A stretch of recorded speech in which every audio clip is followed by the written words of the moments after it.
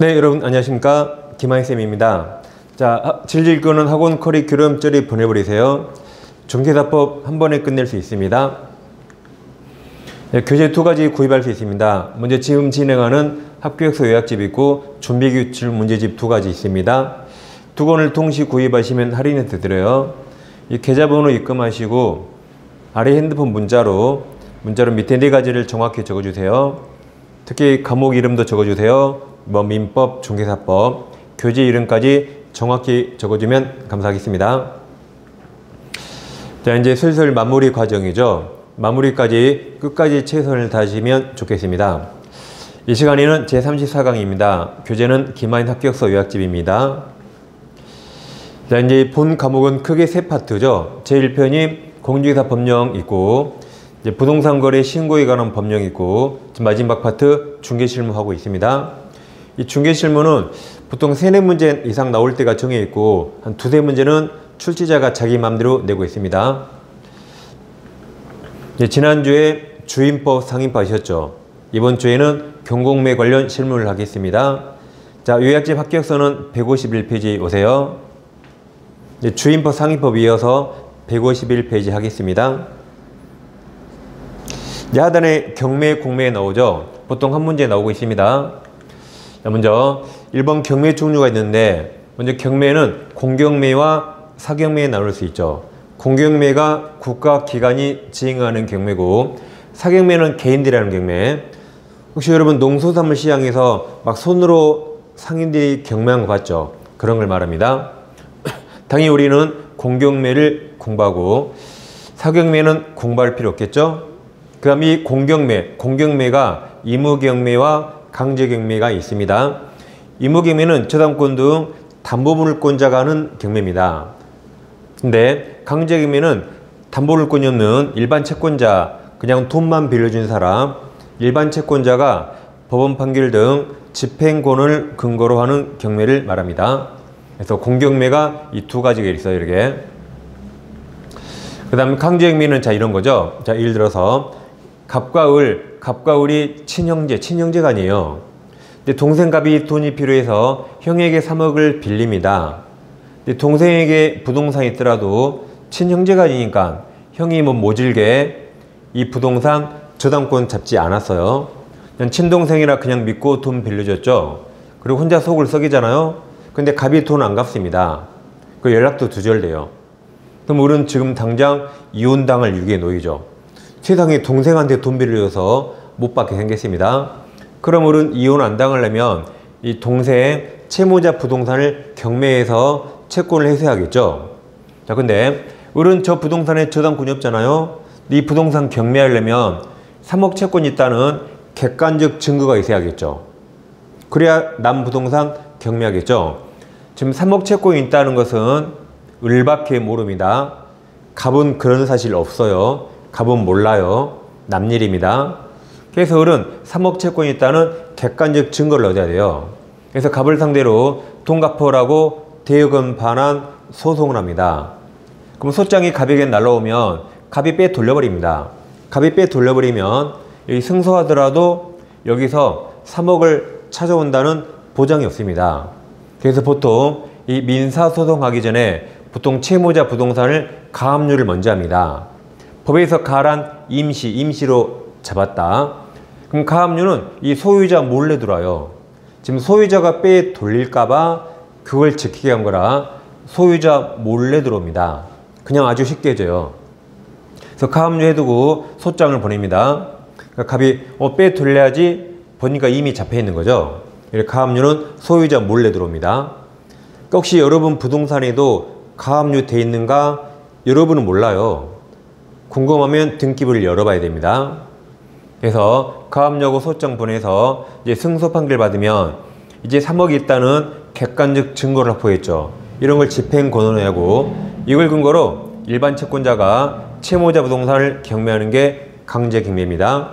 그럼 이제 가짜 압류가 이제 진짜 압류, 본압류로 바뀌는 겁니다. 이렇게 일반 채권자가 하는 경매가 강제 경매입니다. 자, 그럼 이제 공매가 있는데 이제 151페이지 제일 아래 이제 반가 우리 2번 공매. 공매가 크게 두 가지죠. 압류재산 공매와 비업무용 부동산 공매가 있습니다. 이 압류재산이란 체납재산 세금을 안 냅니다. 지금 우리나라도 뭐 고액 그 세납 안 내는 사 많잖아요. 그걸 재산을 압류해서 하는 공매를 말합니다. 이건 법원 경매하고 똑같다 생각하면 돼요. 한편 비업무용 부동산 공매가 있습니다. 이게 무슨 말이냐면 가백의 X가 있어요. 을은행에서 3억 빌리고 이 부동산의 근저당을 설정해 줬죠. 근데 채무자가 돈을 안 갚습니다. 그럼 은행은 이 부동산 경매할 수 있죠. 경매 청구에도 누가 경매를 안 받아요. 계속 가격이 유찰 떨어집니다. 가격이 떨어지다 보면 이 부동산 가격이 이 채권 3억 이하로 떨어질 수 있겠죠. 그럼 3억 이하로 떨어지면 은행은 채권에서 못합니다. 그때쯤 되면 은행이 이거 경매 받아버립니다. 은행이 경매 받아버려요. 그럼 은행이 이 부동산 경매 받았죠. 자, 그럼 은행은 여기서 은행 업무 합니까? 하지 않죠. 그런 것을 비업무용 부동산이라 부르고, 자, 그럼 이런 은행이나 대기업들은 비업무용 부동산을 취득하면 일정 기간 내에 팔아야 돼요. 안 팔아도 된다 그러면 돈 많은 은행이 부동산 다 사버리면 투기가 주장됩니다.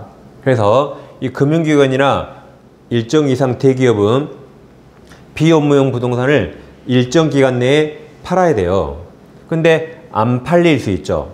안 팔릴 때 이제 한국자산관리공사에 넘깁니다. 그럼 그 한국자산관리공사가 그 부동산을 대신 팔아주는 겁니다. 이건 말이 공매지만 실질은 매매에 가까워요. 그냥 한국자산관리공사가 대신 팔아준다, 매매하는 겁니다. 그것을 비업무용 부동산 공매라고 부릅니다. 그래서 실질은 그냥 매매다고 생각하시면 되겠어요. 자, 그럼 이제 교재를 넘기면 152페이지가 있습니다. 152페이지 원래 상단에 큰 2번 권리분석 나오죠. 이건 좀 이따 올 거고, 중간에 큰 3번 경매 절차가 있습니다. 즉 갑에게 X가 있는데 우리에게 3억을 빌렸는데 채무자 갑이 돈을 안 갚아요. 그럼 채권자가 이 부동산을 경매하는 겁니다. 그래서 채권자 을이 갑 부동산을 경매 신청했어요. 그럼 법원에서는 경매 신청이 타당하면 경매 개시 결정 내리고 이 채무자 부동산을 압류합니다. 그리고 이제 배당 요구 종기를 정해요. 즉 갑에 대한 채권자들에게 받을 돈이 얼마인가 그걸 신고하라고, 받을 돈이 얼마인가 신고하라고 그 배당 요구할 종기를 정해서 그것을 알려줍니다. 그러면 배당해야 할 채권자들은 이 종기까지 반드시 배당해야 됩니다. 그리고 이제 매각이 경매예요. 경매 준비해서 경매 날짜를 미리 알려주겠죠. 그래서 그날이 오면 매각, 경매 실시합니다. 그럼 경매 실시하면 1등 난 사람이 있어야겠죠? 1등이 나오면 그 경매에 대해서를 허가할 것인가 불허할 것인가 결정합니다. 1등이 나왔더라도 경매 절차에 하자가 있으면 불허가 해야겠죠. 근데 아무런 하자가 없으면 그 1등 난 경매를 매각 확정합니다. 그럼 1등 난 사람이 이제 매각대금을 납부해야겠죠? 즉 잔금 납부해야겠죠? 매각대금 납부하면 등기 없이 이제 소유권 취득하는 거죠. 그리고 이 경락인이 낸 매각대금을 아까 여기 배당 요구한 채권자들이나 그 밖의 채권자들에게 배당해 줍니다. 빚잔치 하는 거죠. 그리고 이제 법원이 촉탁으로 이 채무자 앞에서 경락인 앞으로 소유권 등기해 줍니다. 그렇지만 소유권 아까 이때 취득한다 그랬죠. 그리고 이제 경락인 앞으로 소유권 등기하면 이 부동산에 대항력 없는 사람 쫓아내야겠죠. 그리고 경락인이 부동산을 넘겨받는 절차로 쭉 이렇게 진행됩니다. 자, 그럼 양괄호 1번 경매 신청과 경매 개시 결정 보세요. 동그라미 1번 법원은 신청서를 심리하여 타당하도 인정되면 부동산을 압류해서 경매 개시 결정 내립니다. 2번 법원은 관할 등기소에 경매 개시 결정 기입 등기를 촉탁하여, 여러분 촉탁이 뭐죠? 촉탁? 관공서끼리 부탁하는 거죠. 초탁해서 경매 등기하게 됩니다. 그리고 3번 경매 대상 부동산 소유자나 채무자에게 경매 개시 결정 사실을 알려줘야겠죠? 야, 경매 나왔다 조심해라고 알려줘야겠죠? 그리고 이제 배당 요구 종기를 결정하고 알려줍니다. 자, 그럼 법원은 배당 요구 종기를 결정하고 알려줘요. 그럼 채권자들 원칙적으로 배당 요구 종기까지 배당 요구해야 됩니다. 그 다음 매각 준비하죠. 경매 준비. 일단 법원은 현황 조사 가서합니다. 다음 부동산 감정 평가하고 그 가격을 토대로 경매 시작가 즉 최저 매각 가격을 결정하고 물건 명세서를 작성 비치해줘요. 일주일 전까지 일반인들이 볼 수 있게끔 그 부동산에 대해서. 그리고 이제 경매일자, 매각기일, 경매일자를 지정 공고하고 또 경매 매각 결정기일, 1등남 경매를 허가 프로가 결정기일도 알려주는 겁니다. 그럼 그날 매각기일이 되면 이제 경매 실시하는 거죠. 자, 그럼 매각 실시하는데 매각 방법은 셋 중에 하나입니다. 기간과 기일은 다르죠. 기일이 그날 하루. 예를 들어 뭐 2월 1일 아침 9시 이렇게. 기간은 텀이 있는 거죠. 예를 들어 일주일 동안 아무 때나 가격 적어 넣으세요. 그것이고 기일은 딱 하루 2월 1일 9시에 가격 적어 넣으세요 합니다. 호가란 가격을 부르다요. 가격을 부르다. 여기는 서류를 내는 거지만 이건 그냥 입으로 가격을 부르는 거예요. 보통 동상 경매할 때 뭐 피아노, 냉장고 같은 거 할 때 호가 경매할 수가 있습니다. 아무튼 세 가지 중 집행법원이 정한 매각 방법에 따릅니다. 그럼 부동산은 대부분 다 기일 입찰이죠. 자, 그럼 경매 신청할 때 경매장 가서 장난치면 안 되겠죠. 그래서 경매 신청할 때는 경매 신청 입찰 보증금을 내야 돼요. 이게 시험에 잘 나오는데 매수 신고 가격이 10%하면 틀립니다. X. 즉 내가 써낸 가격의 10%가 아니에요. 옛날 법은 내가 써낸 가격의 10%였습니다. 근데 여러분들이 경매 해보시면 알겠지만 만약에 내가 10억으로 쓰고 싶어요. 근데 10억이라고 쓴 사람 별로 없습니다. 10억 1만원 쓴 사람이 있어요. 또 10억 9,999원 쓴 사람이 있습니다. 그게 징크스라 나는 꼭 10억 하고 뒤에 9,999원을 적어야 경매된 사람 그런 징크스가 있어요. 그러면 10억 9,999원 10% 계산하기 힘들잖아요. 그래서 법을 바꿨어요. 이제는 자기가 써낸 금액이 아니라 일률적으로 법원이 정한 최저 매각가 10%로 법을 바꿔서 이게 시험에 엄청 잘 나오고 있습니다. 자, 그럼 이제 경매일차에서 경매 신청을 아무나 하는 거 아니죠.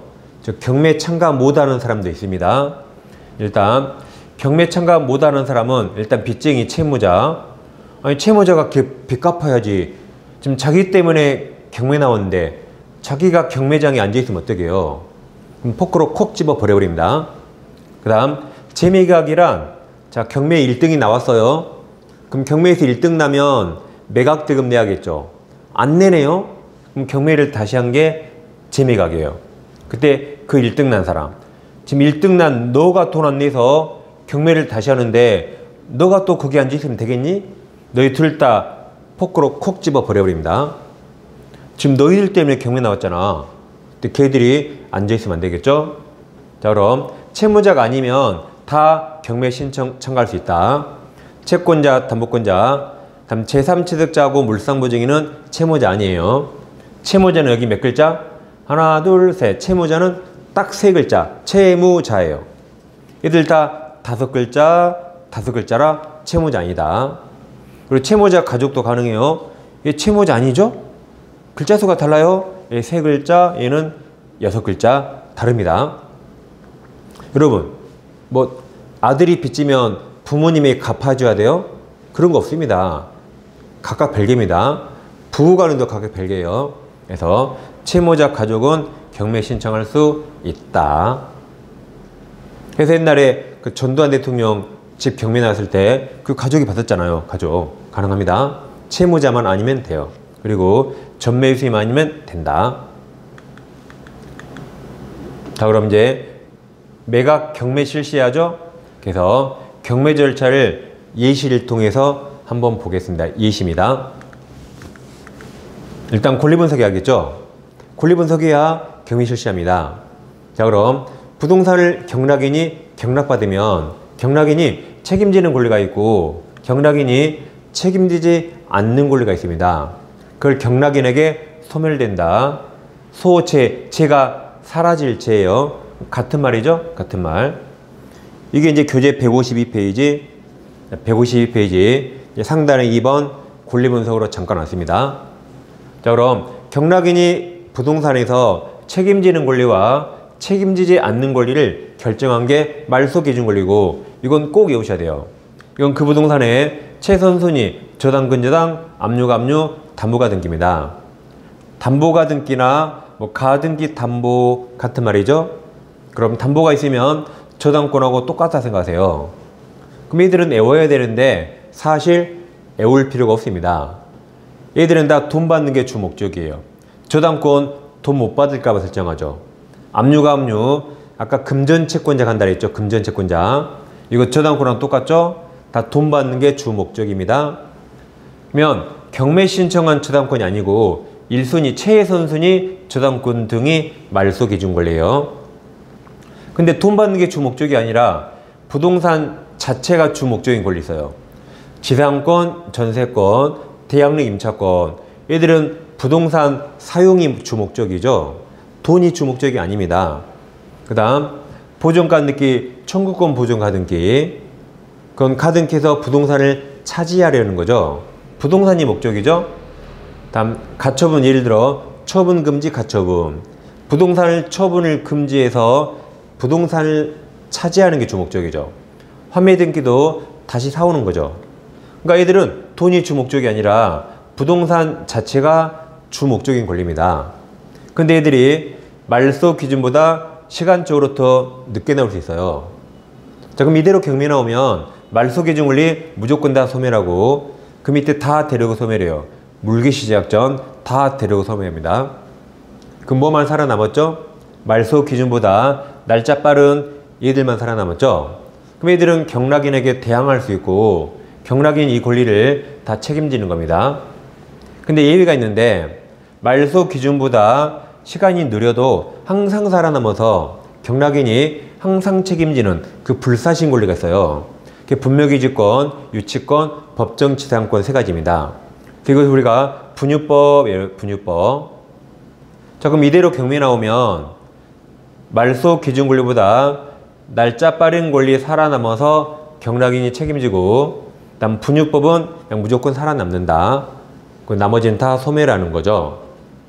예를 들어서 이게 지상권, 전세권, 임차권, 대양력 있어요. 또 저당권이 나옵니다.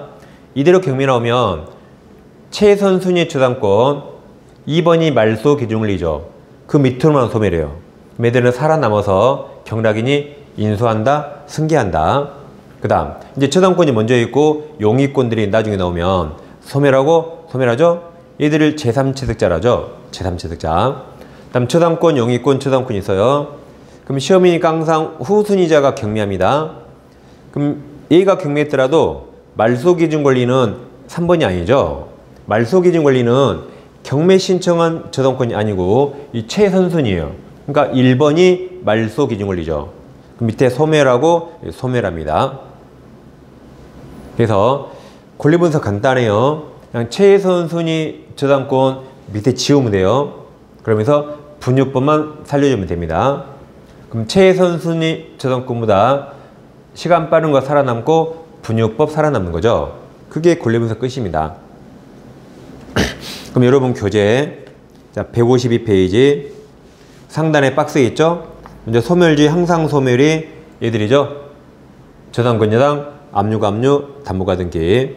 오른쪽과 항상 인수가 이게 분유법, 분유법.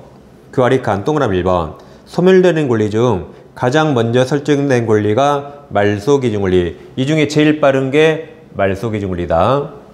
근데 2번. 말소기준 권리보다 먼저 설정된 권리는 인수되고 뒤에 설정된 권리 원칙적 말소 소멸됩니다.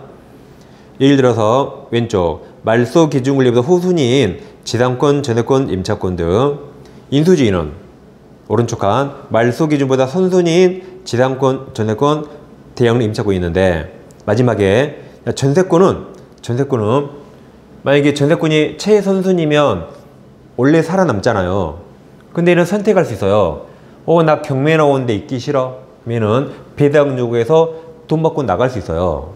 그럼 배당 요구해서 돈 받고 나간다 그러면 예외적 소멸하는 거죠. 임차권도 마찬가지예요. 내 시험은 나오면 전세권만 나오니까. 그래서 당구장 표시 있죠? 참고 표시. 전세권은 이제 배당 요구하면 순위 불문하고 최선순위라도 무조건 소멸한다. 그래서 권리분석했고 이제 그럼 구체적 사례 한번 봐보겠습니다. 가격 X 시가 10억짜리 있어요. 이 부동산에 제일 먼저 전세권자 을이 있네요. 뭐 을은 이 계약 누구랑 했죠? 뭐 사람은 갑밖에 없죠. 갑과 전세권 계약이 있습니다. 계약기간이 2년, 전세금 3억 줬어요. 그리고 저 부동산에 근저당권 병이 나오고 그 다음 대항력가치 임차인 정이 나왔네요. 그러니까 이 부동산은 아파트는 아니겠죠. 아파트는 아니니까 전세권자 임차인 나왔겠죠. 뭐 상가 건물일 수 있고 뭐 원룸주택일 수 있고 뭐 그럴 겁니다. 그 다음 얘는 계약기간이 2년, 보증금 3억 줬죠. 그 다음 또 근저당권자 무가 있습니다. 이렇게 4명의 권리가 있는데 이 부동산이 이제 경매에 나옵니다. 그럼 저걸 경매 받아야겠다. 그럼 아까 권리 분석해야겠죠. 자, 그럼 1, 2, 3, 4에서 어떤 게 말소 기준 권리죠? 최선순위 저당권. 매부터 소멸합니다. 그럼 매만 살아남죠. 그럼 경락인은 이 권리 인수 책임지는 겁니다. 인수한단 말은 을 못 쫓아내요. 을 2년 다 사용하게 해줘야 돼요. 그리고 2년 지나면 매수인, 경락인이 을에게 3억 내주는 겁니다. 그래서 이걸 인수하는 거죠. 그럼 이건 지워지니까 경락인하고 아무 상관없어요. 이게 30억이든 300억이든 경락인은 책임지지 않고 경락인은 이 돈과 이 남은 기간을 인수하고 책임지는 겁니다. 자, 그럼 이게 1차 매각기일 1월 5일 날 이 시가대로 10억 최저 매각가 10억이 실시해요. 그럼 이걸 경매 받으려면 1월 5일 날 10억 이상 적어내야 돼요. 근데 10억 적어내면 을 나갈 때 3억 내줘야 되니까 13억의 상꼴이네요. 그러니까 이날 아무도 입찰하지 않을 겁니다. 이걸 유찰됐다. 왜 유찰됐죠? 비싸니까. 그럼 이 가격을 2차 매각길에 20, 30% 깎는다. 저감합니다. 그래서 8억으로 깎았다 해보세요. 그럼 이날도 아무도 안 나와야 정상이죠. 8억에서도 3억을 나중에 내줘야 되니까 11억이 상꼴이 되거든요. 이날도 만약에 미끄러지다, 유찰됐다. 그럼 다시 3차 매각기를 정합니다. 그래서 이걸 만약에 6월 5일 해보세요. 6월 5일 오타네요. 그날 이제 만약에 6억에 시작한다. 그럼 이날 사람들 올 수가 있죠. 그래서 만약에 3명이 입찰했어요. A는 7억, B는 6억 5천, C는 6억의 가격을 적어냈다고 가정해보세요. 그러면 얘들은 아까 경매장에서 장난치면 안 되니까 이 최저 매각가의 10%를 입찰 보증금 내라 그랬죠. 자기들이 써낸 매수 신고 가격이 아니라 최저 매각가의 10%를 내야 됩니다. 그럼 법원 가면 항상 신한은행이 있거든요.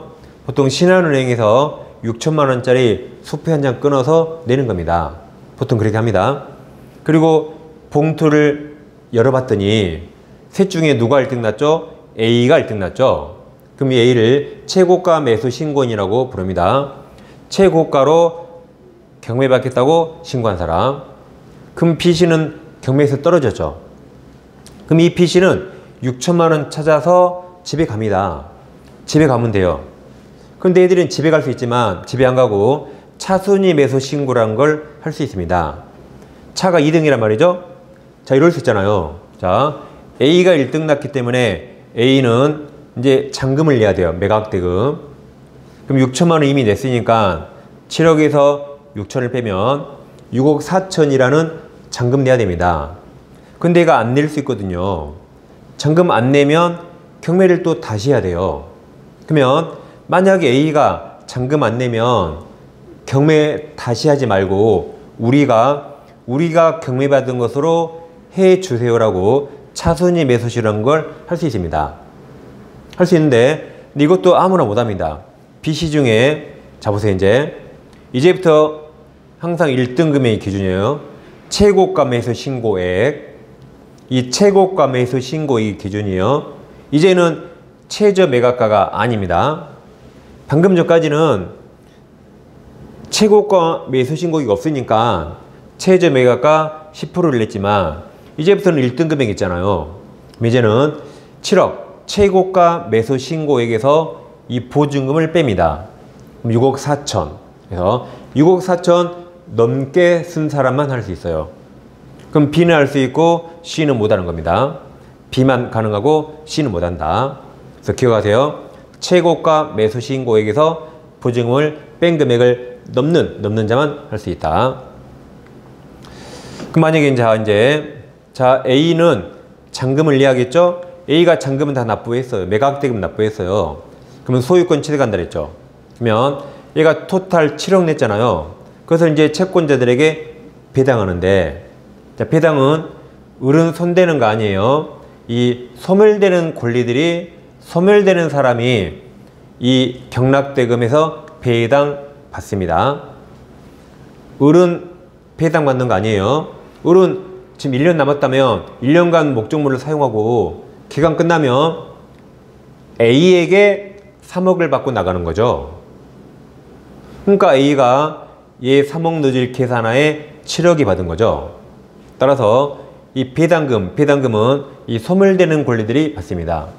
그럼 배당 순위가 얘가 우선면 이제 제일 빠르죠. 그래서 얘가 3억을 다 받아요. 그리고 이 임차인 청은 우선 변제권 없죠. 우선 변제권 있다고 안 써 있잖아요. 그럼 이 무가 먼저 받은 무가 4억 받고 끝입니다. 그러니까 무는 1억을 못 받는 것이고 임차인은 10원도 못 받고 쫓겨나는 겁니다. 뭐 임차인 불쌍하세요? 누가 한 거 1억이 들어가래? 안 들어갔어야죠. 예, 끝입니다. 근데 만약에 A가 잔금을 안 냅니다. 그럼 이걸 재매각 다시 한다. 그러면 경매를 다시 하겠죠? 차손 신고가 없다면 경매를 다시 합니다. 그러면 4차 매각기를 정하는데 이때는 자, 이 금액을 그대로 적용해요. 이 최저 매각가를 저감하지 않는다. 깎지 않는다.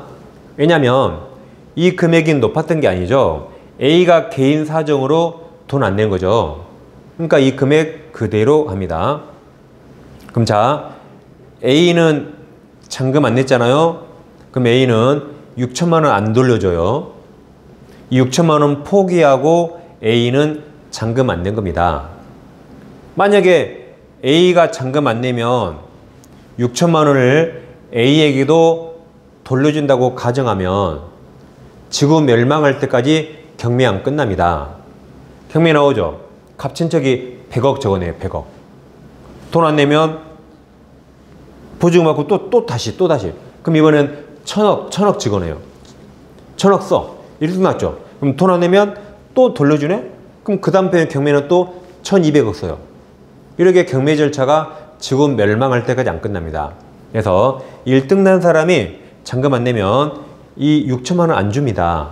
그걸 포기하고 그 잔금 안 내는 겁니다. 그럼 잔금 안 낼 수 있을까요? 안 낼 수 있죠. 여러분, 잔금 6억 4천 내야 되죠. 그 돈 누구 돈을 해요? 은행에서 대출 받죠. 60% 이상 이렇게. 그러면 처음에는 은행에서 대출이 될 줄 알았는데 대출이 안 나온 거예요. 그럼 대출 안 내면 잔금 못 내는 겁니다. 어쩔 수 없죠. 또는 이날은 내가 뭔가 홀렸어요. 7억에 적어냈는데 1등 나고 그 지역 가보니까 공인중개사들이 이건 지금 뭐 5억에도 거래가 안 된대요. 예를 들어 5억에도 거래 안 돼요. 그럼 여러분 같으면 잔금 내요? 그냥 6천 포기해요. 눈물을 머금고 6천 포기한 게 낫죠. 그런 식으로 안 내는 경우도 허다합니다. 그럼 이제 다시 재매각하고 가격은 저감하지 않고 다시 경매합니다. 그럼 이날 1등 나온 있으면 또 1등 난 사람이 잔금 내면 이제 소유권 취득하는 거죠. 이런 식으로 경매가 진행됩니다. 그러면 사례를 통해서 봤어요. 근데 잘 보세요.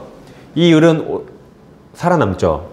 남은 기간 안 쫓겨나고 나갈 때 경락인 A에게 3억을 받고 나가는 거죠.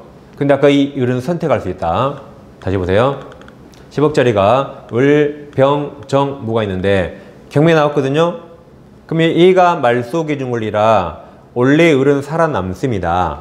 근데 을이 선택할 수 있어요. 오, 나 경매 나오는데 있기 싫어. 재수없어. 그럼 얘가 배당 요구해서 돈 받고 나갈 수가 있어요. 그러면 이것도 소멸돼야겠죠? 돈 받고 나가니까. 그래서 소멸되고 소멸되고 소멸되고 소멸됩니다. 그럼 이제 경락인은 인수한 권리가 하나도 없네요. 인수한 돈도 10원도 없는 겁니다. 그러죠? 그러면 1차 매각길에 10억에 시작해요. 유찰됐습니다. 2차 매각길에 8억에 하면 이제 입찰할 수 있죠. 왜냐면 경락인은 10원도 책임지지 않죠. 10원도 안 내줘요. 그러니까 이제 만약에 A가 9억에 썩어 낼 수 있습니다. 그러면 1억 싸게 산 거죠. 을도 쫓겨나가니까. 그러면 이제 매각대금 납부해요. 그럼 9억을 배당한다. 아까 배당은 누가 받는다 했죠? 소멸되는 권리. 이제 을도 배당 받죠. 지워지니까 을도 배당 받습니다. 그러면 을이 전세권 우선 면제권이 있죠. 을이 3억을 제일 먼저 받아요. 3억을. 그리고 병 저당권 우선 면제 3억 받고, 다음에 이 임차인은 우선 면제권 없죠? 안 써 있잖아요. 무가 3억 받고 끝입니다. 이렇게. 그래서 무는 2억을 못 받죠? 근데 정은 10원도 못 받고 쫓겨나는 겁니다. 이처럼 얘는 선택할 수 있다. 다시 자 교재 152페이지 152페이지 위쪽에 2번 권리분석 박스가 있죠? 박스 제일 마지막 칸이 뭐다? 전세권 일액에 배당 요구하면 다 소멸한다. 그럼 다시 이제 경매일지 양가로 4번으로 오세요. 153페이지 153페이지 상단에 양가로 4번 매각실지 밑에 동그라미 3번 아까 박스까지 있고 박스 밑에 동그라미 3번 차순위 매수신고는 이제 최고가 매수신고의 기준이다. 최저 매각 가격 틀려요. 거기서 매수인정 보증금을 아까 6천을 뺀 금액을 넘는 때만 할 수 있다. 세매각이랑 허가할 매수 신청이 없어서 유찰됐다. 응찰 안 했다. 그때 최저 매각가를 상당히 깎아서 저감해서 매각기를 정합니다. 그 다음 농지라면 농지 취득 자격증명은 경매수 내야 됩니다. 근데 입찰 신청 시 낸 게 아니고 1등 나고 1등부터 나야 돼요. 그리고 매각 허가 결정, 매각 허가 불허가 결정기일까지 내면 되는 겁니다.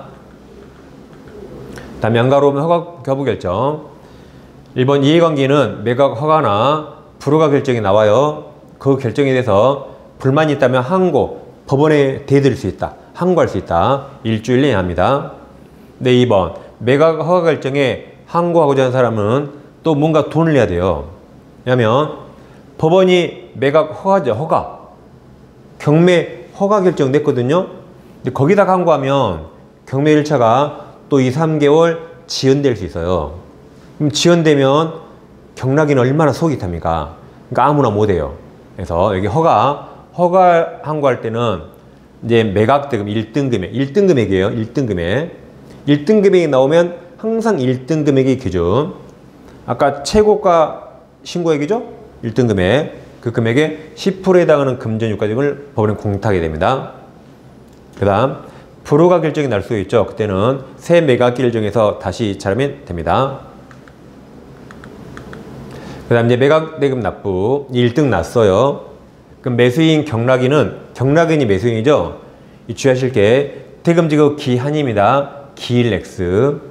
기일은 딱 하루죠. 옛날 법은 기일이었어요. 2월 1일 딱 하루. 그럼 2월 1일 그날 돈 못 내면 경매 나가리 돼버리죠. 그럼 너무 가오가죠. 기한이라 한 달 이내 아무 때나 한 달 이내에 아무 때나 오세요. 기한까지 언제든지 매각대금 납부하고 소유권 취득할 수 있다. 기한 딱 동그라미 쳐잖아요. 이거 동그라미 안 쳐놓으면 시험장에 절대 안 보입니다. 이게 기한 동그라미. 그 다음 잔대금 미납했네요. 그럼 기억 차순위 매수진권이 없다면 재매각합니다. 재매각 절차에서 아까 전매수인 지금 너가 돈 안 내서 다시 하잖아. 전매수인은 매수인청 경매인청 할 수 없고 보증금도 돌려받지 못한다 그랬죠. 6천만 원 포기하고 돈 이놈이 안 된 겁니다. 그 다음 재매각 절차에서 종전에 정한 최저 매각 가격 그 밖의 조건을 그대로 적용합니다. 금액을 깎지 않는다 그랬죠. 자, 문제 한번 풀어볼까요? 자, 개공이 중개의뢰인에게 민사집행법 경매에 관한 설명으로 옳은 겁니다. 자, 기억 차순위 매수 신고는 그 신고액이 최고가 매수 신고액 맞았고 보증액을 뺀 금액을 넘는 때죠. 이런 유치한 넘어야지. 니은 매각 허가 결정 정되어 대금 지급 기한 맞죠? 기일 X 기한 통지받으면 매수인은 그 기한 맞아요. 기한까지 매각대금 지급해야 됩니다. 디귿 매수인은 매각대금 다 낸 후 소유권 등이 촉탁한 때 매각 목적 권리 취득 틀렸죠. 매각대금 다 내면 다 낸 때 소유권 곧바로 취득하죠. 등기 없이 취득하죠. 이건 민법 187조. 리을 매각부동산 후순위 저당권자가 경매 신청하여 매각되어도 선순위 저당권 소멸한다죠. 경매에 나오면 그러니까 최선순위가 말소 기준 권리고 여기부터 다 소멸했죠. 그래서 경매 신청한 저당권이 말소 기준이 아니었죠. 최선순위 저당권이 말소 기준 권리라 여기부터 소멸하는 거죠. 그래서 옳은 거라 정답은 2번입니다. 그 다음 매수인 정태인을 등록한 기업공인사가 X부동산 경매 절차 위임인에게 설명 내용 틀린 겁니다. 그냥 한마디로 경매 틀린 거죠. 그냥 경매 틀린 거. 가로는 보는 거 아니라 했죠. 어차피 우리는 법조문과 판례만 나옵니다. 1번 최선순위 전세권자는 배당 요구가 해야지. 배당 요구 안 하면 살아남잖아요. 배당 요구 하여야 우선 면제 받고 나가는 거죠. 그리고 이때 전세권 소멸한다 그랬죠. 1번이 정답입니다. 자, 2번은 민법 문제죠. 자, X부동산에 대한 경매 개시 결정 기입 등기 전에 유치권을 취득한 자는 경매 1차 매수인에게 자기 유치권 대항할 수 있죠. 그러니까 경락인 매수인에게 유치권으로 대항하려면 경매 등기 전에 유치권 취득해야 되죠. 다음 최선순위 지상권은 경매 1차 매수인이 인수하는 거죠. 최선순위라 살아남는 거죠. 말소 기준보다 더 빨리 있단 말이죠. 4번 후순위 저당권자 신청형 경매를 하더라도 모든 저당권 소멸하죠. 선순위 저당권도 무조건 소멸한다. 이게 말소 기준 권리죠.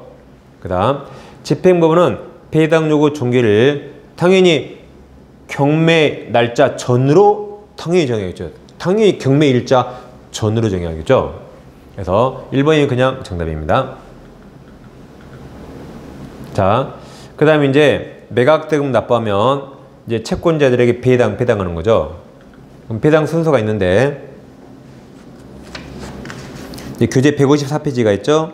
이제 154페이지 배당 순서는 영순위가 경매 실행비용입니다. 경매할 때 드는 돈이 있죠. 1순위가 저당부동산 제3취득자 필요비 유익비 비용 상한 청구권. 이게 민법 367조죠. 2순위가 최우선 면제. 주임법 상임법에서 소유부증 밀정이 있었죠. 다음 우리 시험법은 아니지만 근로기준법에서 최종 3월분 임금채권과 최종 3년분 퇴직금, 재해보상금 등이 있고 3순위가 당해세죠.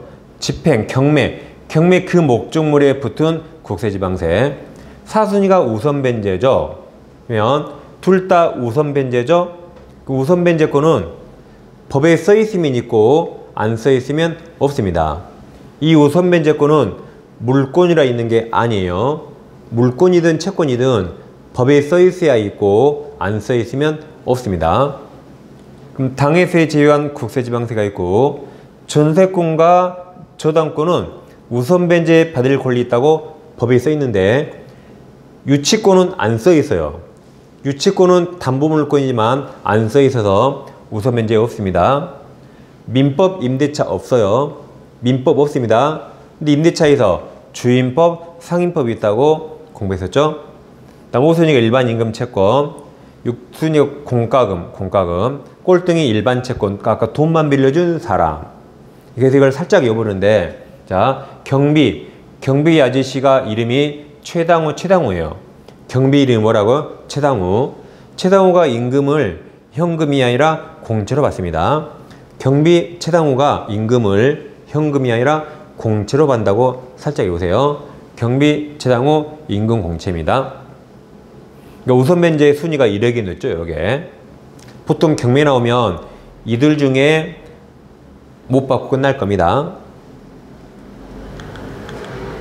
마지막 이제 소유권 등기하고 부동산 인도 받습니다. 그럼 이제 이건 참고로 없어요. 책은 없어요, 그냥. 시험에 나온 적 없는데 이제 잔금은 다 납부했죠. 근데 이 대항력 없는 그 부동산 점유자 부동산을 경락인에 인도해야 되는데 인도하지 않네요. 매수인은 세금 납부 6개월 이내에 인도 명령을 법원에 신청하면 되는 겁니다. 자, 이 시간 경매 절차를 냈죠. 경매가 한 문제 나오기 때문에 나올 게 정해 있습니다.